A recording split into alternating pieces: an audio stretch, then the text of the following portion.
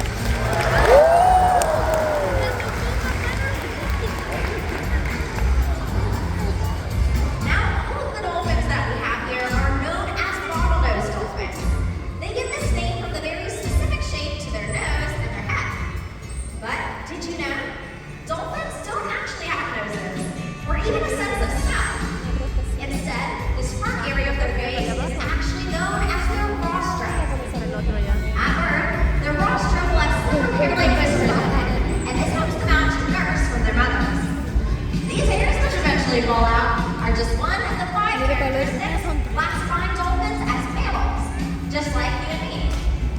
All mammals give live birth and nurse their young. Mammals are also warm-blooded, so dolphins maintain an average body temperature of 97.9 degrees Fahrenheit, which is very similar to that of our own. Now the 5th and final characteristic classifying dolphins as mammals is actually going to be breathing air. But we've already talked about how dolphins don't have noses, right? So instead, they breathe from their blowhole located directly on top of the head. Now not only is this where they breathe from, but this is also where all of their vocalizations are produced as well. When they make these clicks and whistles, they sound a little something like this. Thank you, Salvador. I could go with that any better myself. Now our dolphins' tails are also made up of 2 separate fins that we call flukes. In order for dolphins to reach top speeds, they'll push their flukes in an up and down motion through the water, and this allows them to go really fast, reaching speeds of up to 20 miles an hour, or to show off their best impression of a mermaid. Now, in order to do this beautiful behavior, this means that Salvador here must have an incredibly powerful peduncle muscle. But what is this peduncle?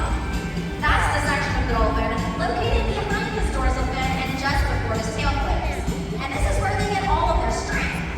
Not only does this allow them to be swift and powerful swimmers, but it also allows our dolphins to propel their bodies entirely out of the water.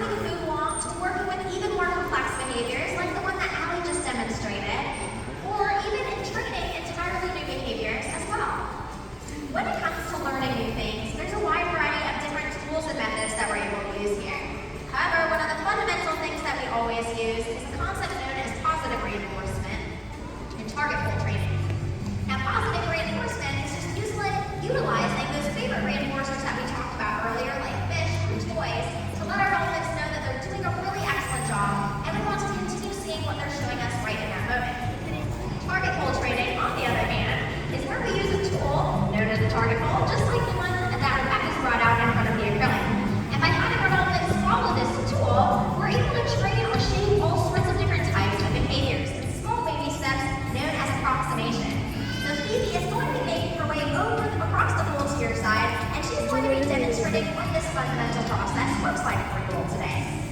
So let's start off with a few basics. Let's see what happens when we move this target pole in an up and down motion for Phoebe today. Let's see what she'll do. It looks a lot like she's saying yes, right? Now likewise, we can do something similar and move that target pole from side to side. And I bet you all have a good idea of what she's up to now. That head shake down. Now if we want to take this behavior a little bit further and make things one step more complex for Phoebe, we can rotate this target pole entirely in a circle. And now Phoebe's showing off some of her very best dance moves. Very nicely done, Phoebe and Rebecca.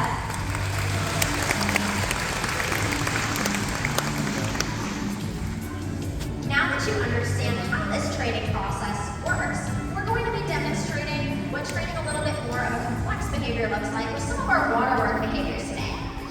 Now, water work is where our trainers get into the water and do a behavior with one of our dolphins. But before adding a trainer on into the mix, we're going to have our dolphins map out the area that they're going to be swimming and have them have a very good understanding of what they're doing before we put a person in the water. So, for our first step, we're going to have our dolphins swim really fast so they can understand that they just need to go around the pool, moving in a really fast motion. So that's what we're going to be doing with Lily today across the acrylic. Very nice. You guys can give Lily a round of applause. That was beautiful. Now once our dolphins understand how to do that concept and they're not using a target pole anymore, just like Lily was doing, what we can do is add a trainer on into the water with them. And what we're going to be showing off first is called a pack push. So our dolphin is going to be Coquina. She's going to be using her pectoral flippers and targeting them to Steven's feet to go a short distance of the pool. And what we're looking for is that speed, just like Lily had when she was swimming around the acrylic. Now she did an excellent job with this.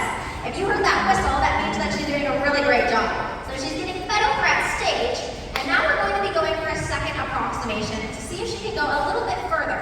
So instead of going the short distance of the pool, this time Steven's going to try to take Coquina across the pool a little bit further, again focusing on that speed for Coquina.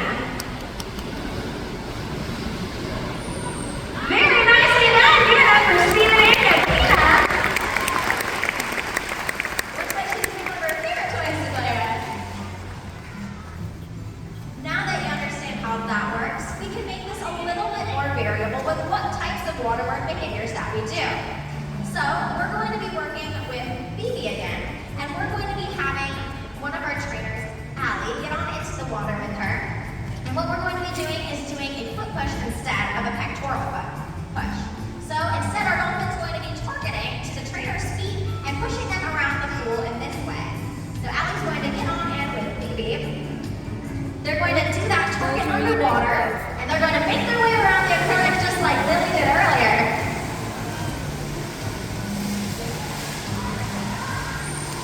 Beautifully done. Let's hear it for Allie and Phoebe.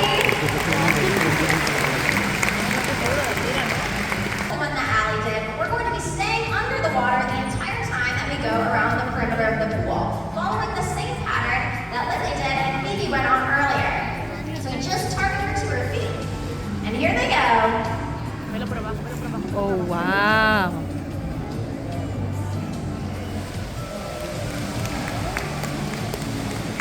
Absolutely done. Give it up for our dolphins and trainers today who demonstrated how they train. So on land, and translate those to working in the water with our animals in their own environment.